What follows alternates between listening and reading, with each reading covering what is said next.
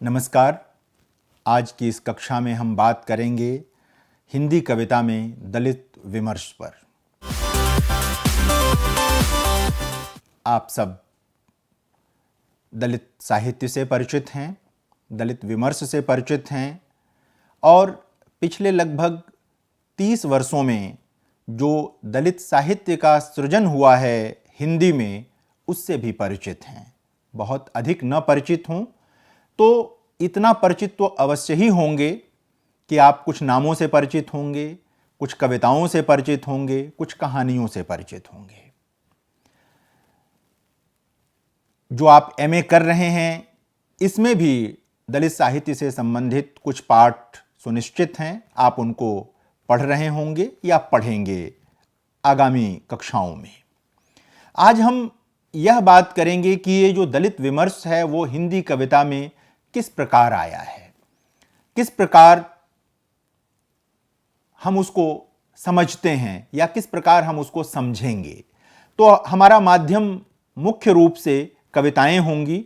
हम कविताओं के माध्यम से ही ये समझेंगे कि कवि क्या कहना चाहते हैं, विमर्श को किस रूप में रखना चाहते हैं। एक बात जो सबसे पहले इस संदर्भ में समझने की है, जानने की है, वह यह कि हिंदी में लंबे समय से जो कविता केंद्र में रही है, प्रगतिशील कविता, जनवादी कविता, अलग अलग नामों से जो कविता रही है, उसके केंद्र में मार्क्सवादी चेतना रही है। वह मार्क्सवादी चेतना जो वर्ग को प्रमुख मानती है, जबकि जो दलित साहित्य आया है यह अंबेडकरवादी विचारों से प्रभावित है। डॉक्टर भीमराव अंबेडकर इसके केंद्रीय दार्शनिक विचारक हैं और ये वर्ग की जगह वर्ण को, जाति को महत्वपूर्ण मानते हैं। इनका यह मानना है कि जो भारतीय सामाजिक सांस्कृतिक संरचना है उसको आप वर्ग से नहीं समझ सकते। उसको समझने के लिए आपको जाति व्यवस्था को समझना होगा और बिना जाति व्यवस्था को ठीक ढंग से समझे हुए आप न्याय नहीं कर सकते। तो एक तरह से देखें तो यह राजनीतिक और सांस्कृतिक प्रश्न है और बाबा साहेब डॉक्टर भीमराव अंबेडकर ने बहुत विस्तार से इस पर विचार किया था। हिंदी के जो दलित कवि हैं, कथाकार हैं, विचारक हैं, वे इसी बात पर बल देते हैं कि हमारी चर्चा के केंद्र में जो सामाजिक संरचना की विसंगति जाति व्यवस्था है उस पर चर्चा होनी चाहिए और ये सारे दलित कवि यह करते हैं। इसीलिए यदि आप इसको कहना चाहें, एक वाक्य में कहना चाहें कि हिंदी का दलित साहित्य या मराठी का दलित साहित्य या कन्नड़ का दलित साहित्य, बांग्ला का दलित साहित्य, तमिल का दलित साहित्य या भारतीय भाषाओं में कहीं भी लिखा जाने वाला जो दलित साहित्य है वह क्या करता है, तो आप कह सकते हैं कि वह स्याह अंधेरे के विरुद्ध उजाले का स्वप्न देता है। वह स्याह अंधेरा जो हजारों साल से जाति व्यवस्था के नाम पर रहा है, उस अंधेरे को चीरने की कोशिश करता है यह दलित साहित्य। इस अर्थ में इस साहित्य में मनुष्यता का उजाला है। यह साहित्य अपनी प्रस्तावना में ही यह कहना चाहता है कि आप कोई भी निर्णय, कोई भी संस्कार इस पर निश्चित न करें कि कौन किस जाति में, किस परिवार में पैदा हुआ। आप इस पर तय करें कि सभी मनुष्य हैं, सभी भारत के रहने वाले हैं, सभी भारतवासी हैं।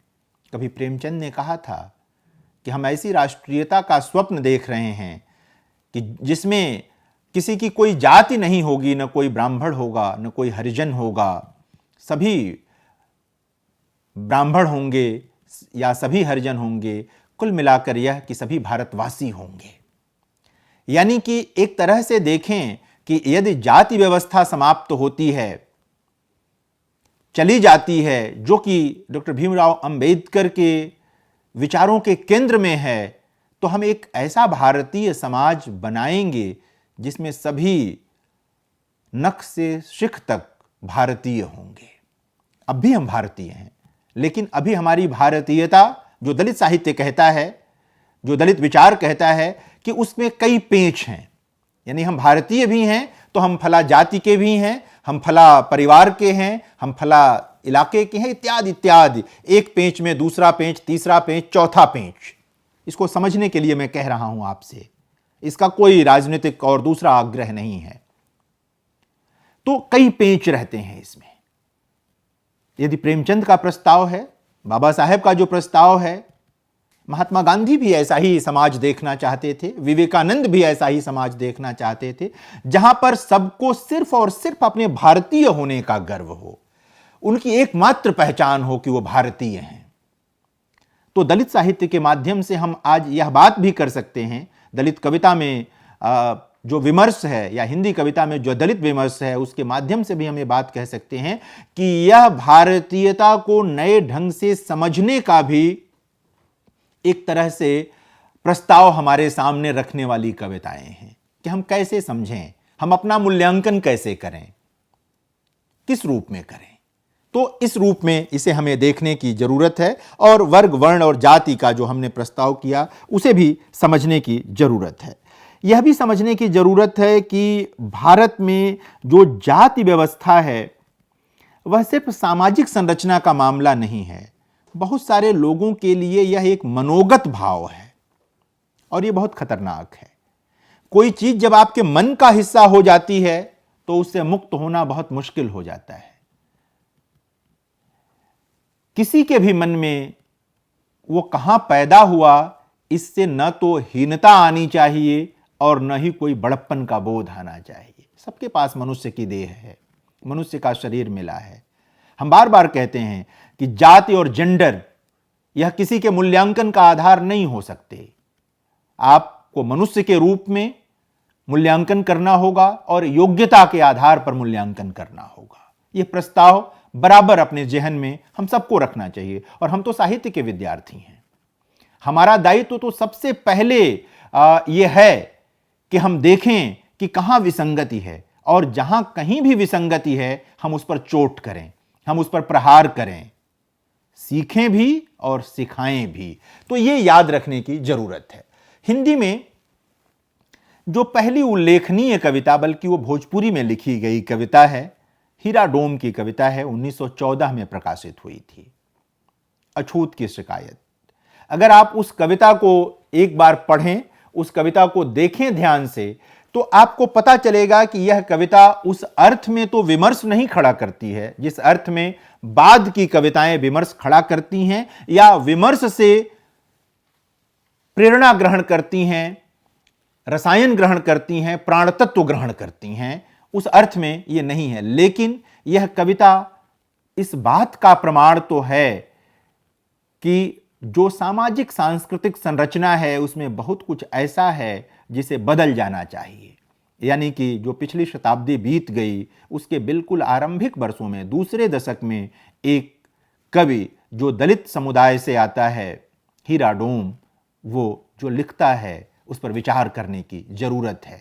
भोजपुरी की कविता है, वो भोजपुरी में कही गई कविता है वो, लेकिन उसको देखें आप कि कुछ पंक्तियां देखें आप जिसमें वो ईश्वर से भी प्रार्थना करा कि हमारा दुख तो ईश्वर भी नहीं देख रहे हैं और हमें मुंह बांध करके ऐसा काम करना पड़ता है जो नहीं करना चाहिए। मैला साफ करने का जो काम है उसके बारे में और तमाम जातियों के बारे में वो कवि कहता है कि फला जाति तो ये करके काम चला लेती है, फला जाति तो यह काम करके चला लेती है, लेकिन हम तो ये सब भी नहीं कर सकते। यानी हमारे ऊपर इतने प्रतिबंध हैं कि हम अनिवार्य रूप से सिर्फ यही कर सकते हैं। मनुष्य पर यह ज्यादती क्यों कर की जानी चाहिए? हर मनुष्य को यह आजादी मिलनी चाहिए कि वो अपनी रुचि के अनुसार, अपनी योग्यता के अनुसार अपने काम का चयन कर सके, अपने लिए स्पेस बना सके, न कि उसे आप जबरदस्ती एक ऐसे पेशे में ढकेल दें और कहें कि यह खानदानी पेशा है। यह नहीं कर सकते। हीरा डोम की कविता पिछली शताब्दी, जो 20वीं शताब्दी बीत गई, उसके दूसरे दशक में, जबकि हम औपनिवेशिक सत्ता से लड़ाई लड़ रहे थे, उस दौर में डॉक्टर भीमराव अंबेडकर के भी विचारों के प्रकाश में आने से पहले की कविता है यह। यानी कि जो चेतस समुदाय था, जो पीड़ा थी, वह बह रही थी, वो दर्ज नहीं हो पा रही थी। सरस्वती पत्रिका में भोजपुरी की यह कविता दर्ज हुई और एक ऐतिहासिक महत्व की यह कविता है। तो जब भी हिंदी कविता में दलित विमर्श की बात करें तो भोजपुरी की इस कविता पर भी जरूर विचार करना चाहिए, देखना चाहिए कि किस तरह से ये कविता अपनी बात रखती है, किस प्रकार सामाजिक संरचना को आलोचनात्मक विवेक के साथ देखना सिखाती है। यह व्यक्ति किसी की शिकायत नहीं करता। अछूत की शिकायत कविता का नाम है। सामान्यतः आपको लगेगा कि शिकायत भी है, लेकिन वो बात रखता है कि हमसे तो आपने कहा कि हम मुंह बांध के यह काम करें, लेकिन आप हमारे लिए कोई रास्ता दूसरा नहीं छोड़ रहे हैं। न ईश्वर ने हमारे लिए छोड़ा, न आप छोड़ रहे हैं। जाहिर है कि यह बेचैन करने वाली कविता है। अगर आप संवेदनशील हैं, अगर आप थोड़ा सोचते समझते हैं, अगर आपका हृदय द्रवित होता है तो यह कविता आपको बेचैन करेगी, आपको नींद नहीं आएगी ये कविता पढ़ने के बाद। और कविता का यही काम है, मैं बार बार कहता हूं, हर कक्षा में कहता हूं, जो सुला दे वो कविता क्या है। कविता सुलाने का नहीं, जगाने का उद्यम करती है। कोई भी साहित्य जगाने का काम करता है। अगर कोई यह मानता है कि साहित्य का काम सिर्फ मनोरंजन करना है तो साहित्य को नहीं जानता। यदि कोई यह सोचता है कि हम साहित्य पढ़कर आराम कर लें, नींद ले लें, तो इसका मतलब वो साहित्य को नहीं जानता। प्रेमचंद ने अनायास नहीं कहा था कि साहित्य का काम सोए हुए लोगों को जगाना है। सोए हुए माने जिनकी चेतना सोई हुई है। जो श्रम करके सोया है, प्रेमचंद उसको जगाने की बात नहीं कर रहे हैं। प्रेमचंद उनको जगाने की बात कर रहे हैं जो श्रम भी नहीं करते और जिनकी चेतना भी सोई हुई है। तो इसको समझने की जरूरत है। अगर इसको नहीं समझेंगे आप तो दलित कविता समझ में नहीं आएगी, दलित विमर्श भी समझ में नहीं आएगा। जो दलित साहित्य आया है, जो दलित विमर्श आया है, जो स्त्री विमर्श आया है, मैं दोनों को जोड़ कर देख रहा हूं। आदिवासी विमर्श भी जो सामने आया, इन सभी विमर्शों को, जो मुक्ति के विमर्श हैं, अगर आप सामने रखेंगे तो आपको लगेगा कि ये मुक्ति का व्यापक सौंदर्य शास्त्र रचने वाले विमर्श आए हैं। ये एकांगी मुक्ति की बात नहीं करते। कहीं कहीं रहा है दलित साहित्य के भीतर भी, दलित विमर्श के भीतर भी एक स्त्री विमर्श आया है, जहां पर स्त्रियों ने कहा कि दलित विमर्शकारों में भी जो पुरुष विमर्शकार हैं उनके सोचने में पितृसत्ता की छाया है, पितृसत्ता की गूंज है, वहां वो खड़ी हुई हैं। यानी कि मुक्ति विमर्शों के भीतर भी कुछ विभ्रम हैं, कुछ ऐसी चीजें हैं जिनको समाप्त होना चाहिए, वो हो रही हैं। लेकिन अपनी पूरी बनावट और बुनावट में ये जो विमर्श हैं, ये मुक्ति का व्यापक संसार रचने वाले विमर्श हैं, मुक्ति का एक व्यापक सौंदर्य शास्त्र रचने वाले विमर्श हैं। तो यह भी ध्यान में रखने की बात है। ओम प्रकाश वाल्मीकि के एक संग्रह का नाम है सदियों का संताप। तो अगर आप इसको मुहावरे में बदलना चाहें तो आप कह सकते हैं कि सदियों का संताप झेल चुके लोग उजाले की इबारत लिख रहे हैं। यानी कि वे अब अपने हिस्से का दुख और अपने हिस्से का स्वप्न दोनों को स्वयं वाणी दे रहे हैं। यानी अपने हिस्से का दुख कह रहे हैं और अपने हिस्से का स्वप्न रच रहे हैं। अब उनका यकीन इसमें नहीं है कि कोई और उनके हिस्से का दुख कहे और कोई और उनके लिए स्वप्न रचे, सृजित करे। ये बाबा साहेब डॉक्टर भीमराव अंबेडकर के विचारों से प्रेरणा ग्रहण करके उन लोगों ने किया है। उजाले की इबारत है ये। हो सकता है कि उनकी जो भाषा है उसमें जो लोग बहुत शिष्ट साहित्य की वकालत करने वाले लोग हैं उनको कुछ अटपटापन लगे। ये स्त्री साहित्य के साथ भी हो रहा है, क्योंकि हो ये रहा है कि जिनको जो जीवन मिला है, जिनके साथ भाषा का जो आचरण हजारों साल से होता रहा है, जब वो साहित्य में आएंगे तो वही न लौटाएंगे। आपने जो उनको दिया है वो लौटा रहे हैं। इस पर पीड़ित मत होइए, इस पर ठहरने की जरूरत है। कोई भी जब विचार आता है आरंभिक तौर में, इस तरह का जो विमर्श आता है, तो वो उसमें प्रतिक्रिया दिखाई देती है, लेकिन होती नहीं है प्रतिक्रिया।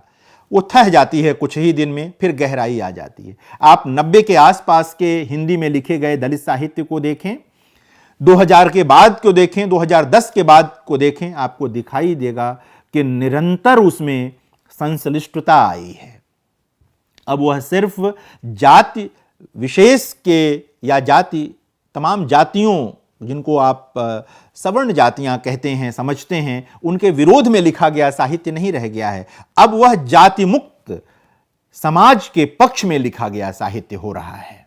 दोनों का अंतर समझें, एक है कुछ जातियों के विरोध में लिखा गया साहित्य और एक है जाति मुक्त समाज का स्वप्न रचने वाला साहित्य। तो जो दलित साहित्य है अब वो उस ओर बढ़ आया है जहां वो एक जाति मुक्त भारतीय समाज की संकल्पना प्रस्तुत कर रहा है, स्वप्न प्रस्तुत कर रहा है। सभी कवियों को आप देखें, सबने ये किया है। जो स्त्री रचनाकार भी आई हैं वहां पर भी वो एक ऐसे समाज की कल्पना कर रही हैं क्योंकि वो वंचितों में वंचित हैं, वंचितों में वंचित हैं। तो वहां पर भी उनके स्वप्न भी इसमें शामिल हुए हैं और चीजें और सुंदर सुदृढ़ हुई हैं। इसलिए जब दलित विमर्श पर बात करें तो आपको स्त्री कवियों पर अलग से बात करनी पड़ेगी। आरंभिक दौर में धीरे धीरे चीजें ठीक होती चली जाती हैं। हमारा हजारों साल का इतिहास जो है साहित्य का, संस्कृति का, हमने देखा है कि आरंभिक तौर पे चीजें कैसे आई, फिर कैसे धीरे धीरे संश्लिष्ट होती चली गई हैं। तो यहां पर भी ये चीज हमें देखने की और समझने की जरूरत है।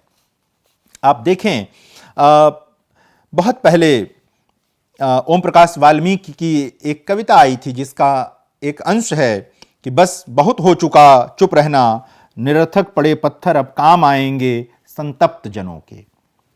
सामान्यतः सुनेंगे तो लगेगा कि यह प्रतिक्रिया की बात है, ये पत्थर चलाने की बात है। लेकिन अगर आप कविता के नजरिए से देखेंगे तो यह पत्थर मनुष्यों पर चलाने की बात नहीं हो रही है। यह पत्थर उस संवेदना पर चलाने के लिए हो रही है जो जड़ हो चुकी है, जो पत्थर हो चुकी है। यानी कि पत्थर पर पत्थर मार के संवेदना की आग जलाने का उद्यम करने की बात है इसमें।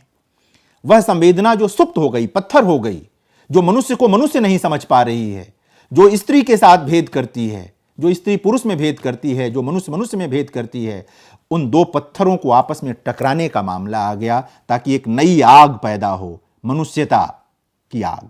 सामान्यतः आग नकारात्मक चीज है, लेकिन ऐसे संदर्भों में जब आप देखेंगे तो इस अर्थ में आपको अच्छा लगेगा कि जब आग पैदा होगी तो उससे लपट निकलेगी और उस लपट में बहुत सारी चीजें ऐसी जिन्हें नहीं होना चाहिए वो शायद जल जाएंगी और फिर जो शांति आएगी, जो एक सद्भाव आएगा, वो अभिष्ट है इस साहित्य का, वही शायद स्वप्न है इसका। तो इसको इस रूप में अभिधा में अगर आप पढ़ लेंगे कि पत्थर चलाने का मामला है, तो नहीं, ये संवेदना का जो पत्थरीकरण हो चुका है उस पर पत्थर चलाने का मामला है, उसको जगाने का मामला है। एक बात और हुआ दलित विमर्श में कि दलित विमर्श ने यह कहा कि अब हम गुहार नहीं लगाएंगे, अब हम दो चार करेंगे। क्योंकि गुहार, हीरा डोम की कविता में गुहार है, ओम प्रकाश वाल्मीकि की कविता में गुहार नहीं है, कमल भारती की कविता में गुहार नहीं है, जो भी दलित कवि हैं उनकी कविता में गुहार नहीं है। वहां आमना सामना करने का भाव है, और आमना सामना व्यक्तिगत स्तर पर किसी दुश्मनी का आमना सामना नहीं, विचारों का आमना सामना है। एक स्वस्थ समाज के सृजन के लिए जो आमना सामना होना है, उस आमना सामना का प्रसंग है यहां पर। तुमने तो कह ली अपनी और पराई भी, अब खोल सको तो बेजुबान का मुंह खोलो। दलित विमर्श की सबसे बड़ी विशेषता यह है कि उसने उन लोगों को आवाज दी है, उन लोगों को कलम दी है जिन्हें हजारों साल से न बोलने का हक था, न लिखने का हक था। उनको बोलना भी दलित विमर्श ने सिखाया है और उनको लिखने की आज़ादी की वकालत की है, और वो लोग लिख रहे हैं। स्त्रियां भी लिख रही हैं, दलित भी लिख रहे हैं। ये एक इस विमर्श को समझने की जरूरत है। अब यह हो नहीं सकता, कमल भारती की पंक्ति है कि अब यह हो नहीं सकता कि तुम मालिक बने रहो हमारे पीढ़ी दर पीढ़ी, हम बने रहें तुम्हारे गुलाम पीढ़ी दर पीढ़ी। यह उसी जाति व्यवस्था की बात जो हम आरंभ में कह रहे थे कि एक मनुष्य दूसरे मनुष्य का मालिक कैसे हो सकता है, दोस्ताना हो सकता है, बराबरी का भाव हो सकता है। लिहाज हो सकता है एक दूसरे का कि हमसे कोई बड़ी उम्र का व्यक्ति है, वो चाहे जिस भी परिवार में पैदा हुआ, उसके प्रति जो आदर होना चाहिए वो सब तो ठीक है, लेकिन किसी को इसलिए आदर देना विवशता हो कि वह किसी खास जाति में पैदा हुआ, और किसी का शोषण इसलिए अनिवार्य हो कि वह किसी खास जाति में पैदा हुआ, इस व्यवस्था को तो मिट ही जाना चाहिए। इस व्यवस्था को नहीं रहना चाहिए। अपने अपने ढंग से हमारे सभी महापुरुषों ने, जिनका नाम मैंने आरंभ में लिया, सबने ये कोशिश की, और दलित विमर्श, दलित साहित्य उसी दिशा में आगे बढ़ा है, आगे चल रहा है। लगातार चेतना पैदा करने का एक और कविता है ओम प्रकाश वाल्मीकि की कि ऐसी जिंदगी किस काम की जो सिर्फ घृणा पर टिकी हो, कायरपन की हद तक पत्थर बरसाए कमजोर पड़ोसी की छत पर। यानी कि हमें ये कविताएं एक ऐसी आंख देती हैं जिसके जरिए हम अपने कृत्यों की पहचान कर सकते हैं। कई बार अपनी आंख से आप अपने कृत्य नहीं देख पाते। कविता वही तीसरी आंख है जिससे आप अपने कृत्यों की पहचान कर सकते हैं। अपने जो भी अच्छे बुरे आपने काम किए हैं, आप जान सकते हैं कि आपने क्या किया है, क्या नहीं किया है। और ये कविता, ये पंक्तियां जैसे ही कोई पढ़ता है उसके सामने ये बात आ जाती है। बार बार दलित विमर्श ये सवाल खड़ा करता है कि ये फला जाति ऊंची, फला जाति छोटी, इसका क्या आधार है? जाहिर है कोई आधार नहीं है। तो एक तरह से कहें कि स्वाधीन राष्ट्र में स्वाधीनता की चेतना को और अग्रगामी बनाने में दलित विमर्श सहायक हुआ है। कविता में भी, कहानी में भी, उपन्यास में भी, विचारों में भी लगातार ये चीजें होती रही हैं और होती जाएंगी। बराबर ये प्रश्न करते हैं, कई बार ऐसे लोगों से दलित विमर्शकार प्रश्न करते हैं, जब कोई उनसे बात करता है कि ऐसे नहीं, ऐसे होना चाहिए, तो वो कहते हैं कि सोचिए, हजारों साल का इतिहास यदि आपका ऐसा होता तो आप क्या सोचते। और यही वह क्षण होता है जब हमें किसी को भी आत्मालोचन करना चाहिए। जो भी सत्ता वर्ग का व्यक्ति होता है वो आत्मालोचन करने से घबराता है, बचता है। लेकिन हमने अन्य कक्षाओं में जैसे पढ़ा है, श्रीकांत वर्मा को पढ़ते हुए जैसे पढ़ा है, या पढ़ेंगे, या अन्य कवियों को पढ़ते हुए पढ़ा है कि अंततः बचता वह है जिसकी मनुष्यता श्रेष्ठ होती है, जिसके भीतर की मनुष्यता और जो मनुष्य राग है जिसके भीतर श्रेष्ठ होता है वो बचता है, और कुछ भी नहीं बचता है। लगातार आप देखेंगे दलित कवियों को, चाहे किसी भी बड़े दलित कवि को आप देखेंगे, आपको लगातार ये लगेगा कि ये लोग एक ही बात कह रहे हैं कि समाज में मनुष्य का कोई भी मूल्यांकन मनुष्य के आधार पर होना चाहिए। अगर ये नहीं हो रहा है तो फिर इसका मतलब कि चीजें आधी अधूरी हैं। इसका मतलब कि आप जो सचमुच एक मनुष्य संस्कृति का निर्माण है उसे करने में असफल हुए हैं, और यह असफलता सबके सिर जाएगी, किसी एक की बात नहीं है। दलित विमर्श हमें बार बार डॉक्टर भीमराव अंबेडकर के विचारों की ओर ले जाता है, और वो बहुत काम का है। मैं तो ये भी कहता हूँ कि जब डॉक्टर भीमराव अंबेडकर के विचारों पर विचार करें तो महात्मा गांधी को भी पढ़ें, विवेकानंद को भी पढ़ें, डॉक्टर लोहिया को भी पढ़ें। ये सब ऐसे लोग हैं जिनके विचारों से भारतीयता मुकम्मल होती है।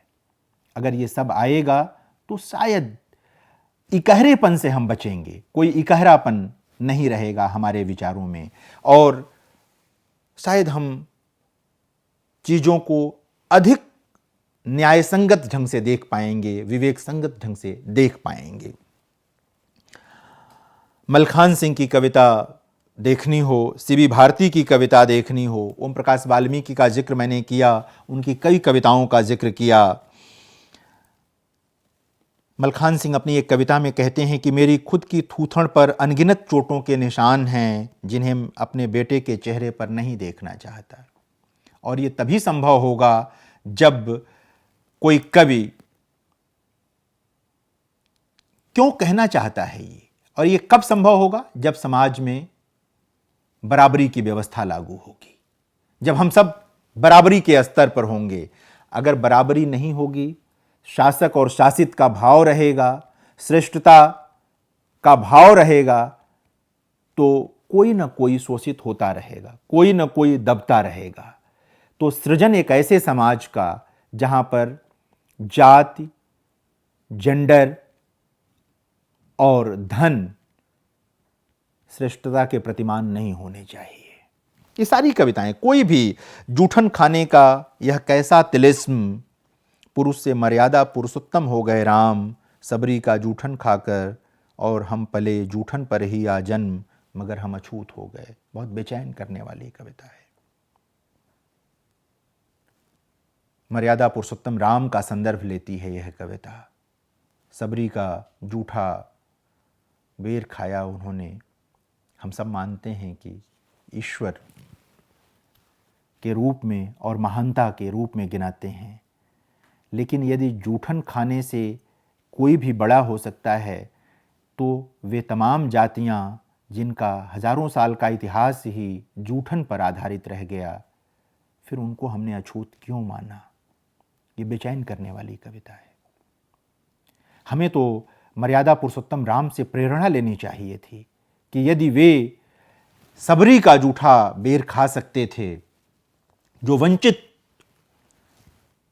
समुदाय से थी, तो हम लोग हजारों साल से, वे लोग, हम लोग जब मैं कह रहा हूं तो वे लोग जो अपने को मानते रहे हैं कि आगे आगे हैं, ऐसे लोगों ने क्यों अन्याय किया?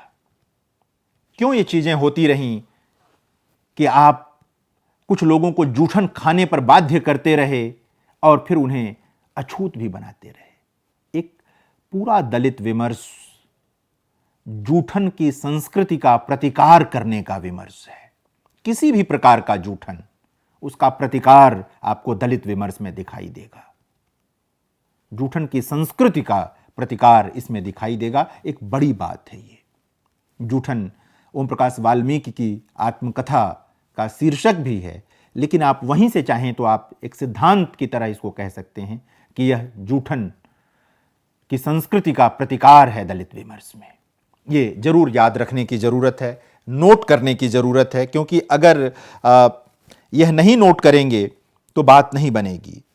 एक और कविता है ओम प्रकाश वाल्मीकि की कि जब तक रामेश्वरी के हाथ में खड़ांग खांग घिसटती लौह गाड़ी है, मेरे देश का लोकतंत्र एक गाली है। सामान्यतः यह कविता जब आप सुनेंगे तो थोड़ा झटका लगता है। ऐसा नहीं कि ओम प्रकाश वाल्मीकि की आस्था लोकतंत्र में कम हो, लोकतंत्र में गहरी आस्था थी।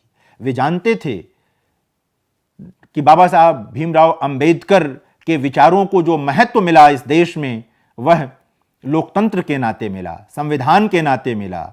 लेकिन वो याद दिलाना चाहते हैं कि संविधान के लागू होने के इतने वर्षों बाद, लोकतंत्र की स्थापना के इतने वर्षों बाद भी यदि हमारे देश में अब भी कुछ लोग मैला ढो रहे हैं, मैला साफ कर रहे हैं, तो जाहिर है कि हमने लोकतंत्र का पूरा सम्मान नहीं किया है, संविधान का पूरा सम्मान नहीं किया है। प्रिय विद्यार्थियों, दलित विमर्श को, दलित साहित्य को, स्त्री साहित्य को, आदिवासी साहित्य को जब भी पढ़िए तो इस रूप में पढ़िए कि यह संविधान की आत्मा को बचाने वाला साहित्य है। यह हमारे संविधान की जो मूलभूत शिक्षाएं हैं, उन शिक्षाओं का जो अभाव रह गया है भारतीय समाज में, उस अभाव को कैसे पूरा किया जाए, उसकी प्रेरणा देने वाला साहित्य है, उसकी सीख देने वाला साहित्य है। उसके लिए हमारे भीतर विवेक पैदा करने वाला साहित्य है और विमर्श है, यानी कि दलित विमर्श, स्त्री विमर्श, आदिवासी विमर्श, जो भी इस तरह के वंचित समुदायों के विमर्श आए हैं, वे सब लोकतंत्र, संविधान, मनुष्यता और मनुष्य की रक्षा का उद्यम करने वाले विमर्श हैं। लेकिन इन विमर्शों को भी यह देखना होगा कि कहीं किसी मोड़ पर ये एक दूसरे के विरुद्ध न खड़े हो जाएं। हमें उम्मीद है कि आज की कक्षा में आपने जो हिंदी कविता में दलित विमर्श है उसको ठीक से समझ लिया होगा। यदि इसको समझने में किसी भी प्रकार की कोई समस्या हो, कोई परेशानी हो, तो आप हमसे संपर्क और संवाद बनाए रखें। हम आपकी सभी समस्याओं का निराकरण करेंगे। धन्यवाद।